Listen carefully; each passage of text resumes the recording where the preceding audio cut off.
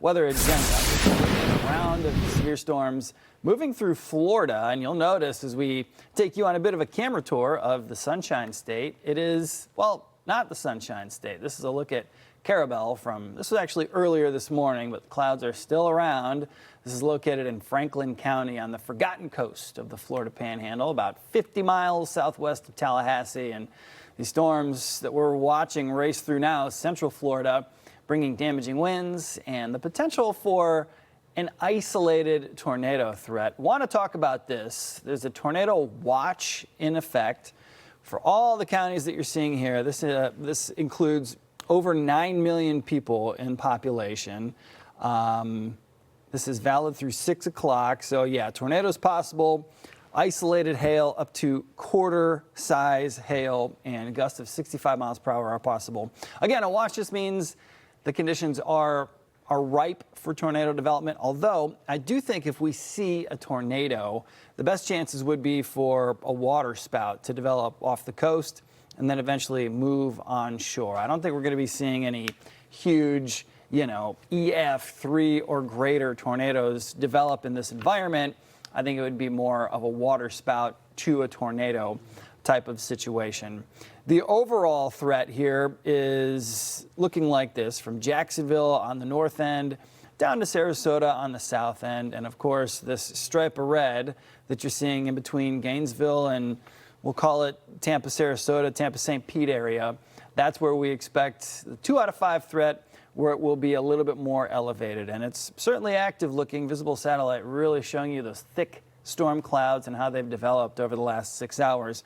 A whole lot of lightning moving along this front as all these storms are coming through with a cold front. Jacksonville, Florida has been seeing the heavy rain, but that's starting to taper off. Gainesville, the heaviest of the rain, moving to your east. But I want to hone in on Cedar Key right now because look at what's going on. The leading edge of this cold front is just to the east of you, but you're certainly still seeing some very steady rain and a whole heck of a lot of lightning. And let's take you down into Cedar Key. This is what it looks like right now. Camera is pointed west towards the water. Look at that, a 54 mile per hour wind gust was just reported. I know that says 45 now, but a 54 mile per hour wind gust was reported.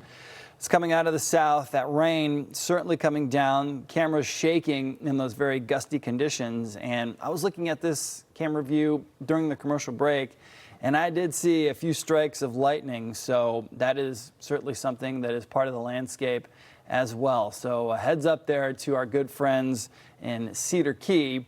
You'll be dealing with that.